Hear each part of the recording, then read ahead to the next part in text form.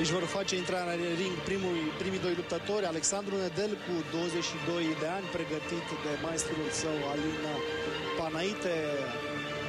Îi va opune rezistență în ring lui Nicu Dascălu, maestru Ashihara în karate, centura neagră cu 3 dani, un luptător foarte tehnic, la fel ca și Alexandru Nedelcu, care a declarat înainte acestei partide că nu este teamă de adversarul său, cu toate că este cotat cu prima șansă.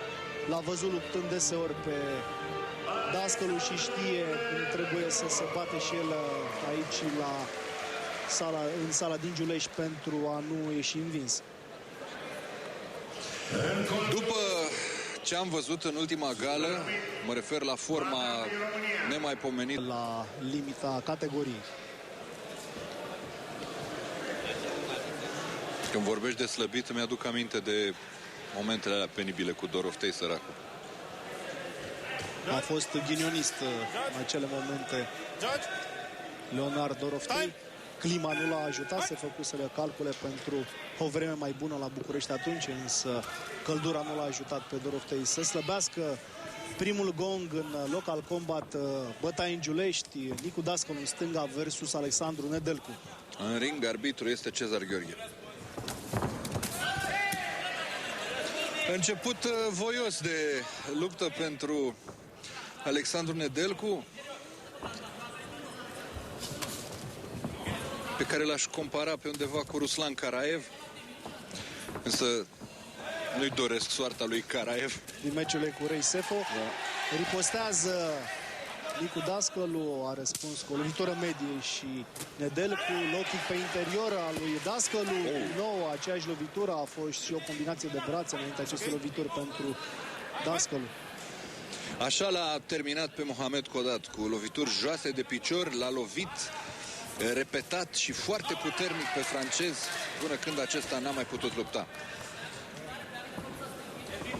Se pare că asta e tactica și în seara asta, al treilea low kick consecutiv pe interior trimis de Dascălu. Iată, al patrulea.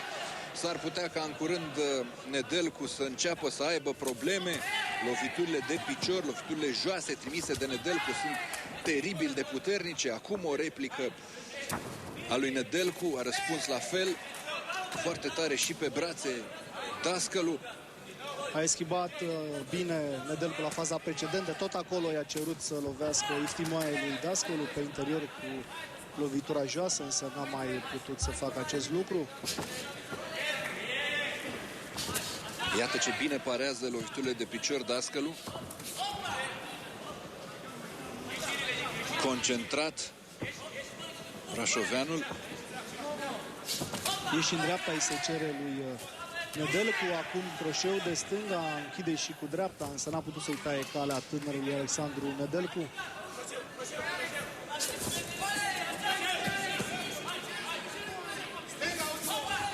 A încercat să lovească din săritura la Boniaschi, dar nu cu genunchiul, ci cu directa de dreapta. Nedelcu, pumnul a fost pe lângă capul lui Dascălu. Nedelcu trebuie să fie prudent. Orice gaură pe care o lasă în defensivă va fi cu siguranță speculată.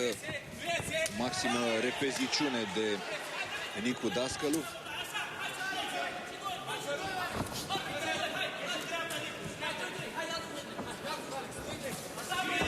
O lovitură înaltă a încercat Dascălu, blocată de către Nedelcu, a ripostat și cu același gen de lovitură, lovitură din întoarcere, spectaculoasă pentru Dascălu, croșeu de stânga, se încing cei doi luptători chiar acum pe finalul primei reprize.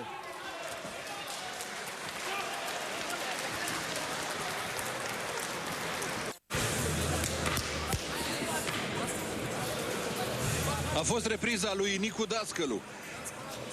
Prima în cele 3 ale acestei partide.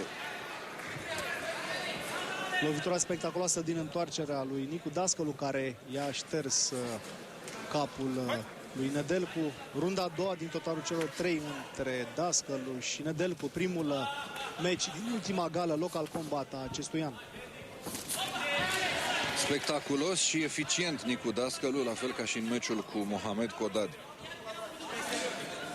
Nedelcu încearcă să stea cât mai departe de Dascălu. O lovitură medie, vine replica lui Nedelcu, însă Nedelcu nu are aceeași forță în lovituri precum Dascălu.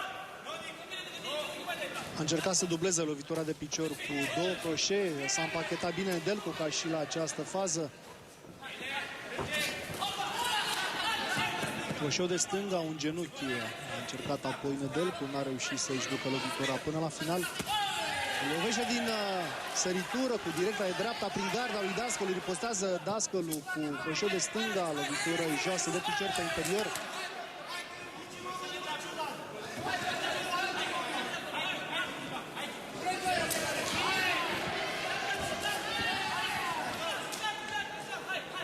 Se vede de la o poștă experiența lui Dascălu, nu se precipită, nu se aruncă aiurea spre Nedelcu, își calculează fiecare lovitură, cât despre defensivă este la superlativ până acum.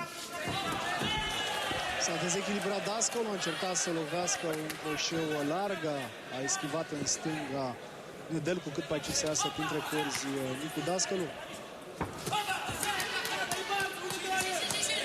Atacă în permanență Dascălu, care vrea să-și impună legea, însă le tamponează de fiecare dată tânărul Nedelcu, care parcă și-a intrat în ritm în această repriză.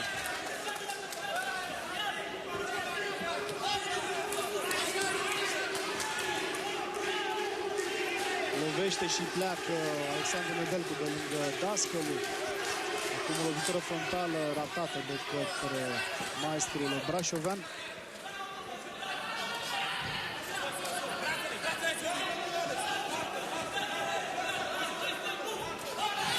Directă de dreapta pe revenirea lui Nedelcu, însă n-a fost dublată cu un croșeu de stânga.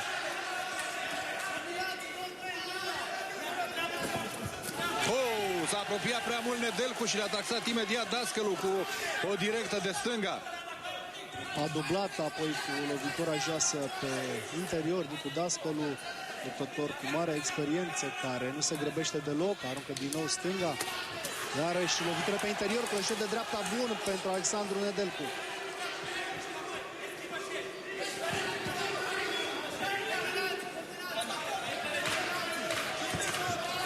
Mai puțin de 10 secunde din această repriză, lovitură frontală a încercat Dascălu, a ripostat și Nedelcu, din nou croșeu de stânga care a șters fața lui Dascălu.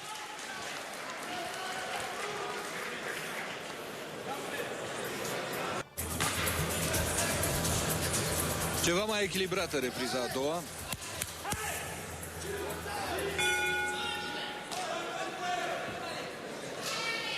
A prins curaj și Alexandru Nedelcu în runda precedentă, repriza a treia, care poate să fie și ultima între cei doi luptători.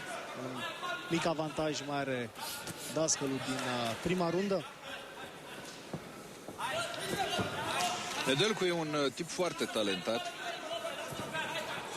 însă totul e ca să nu moară speranță.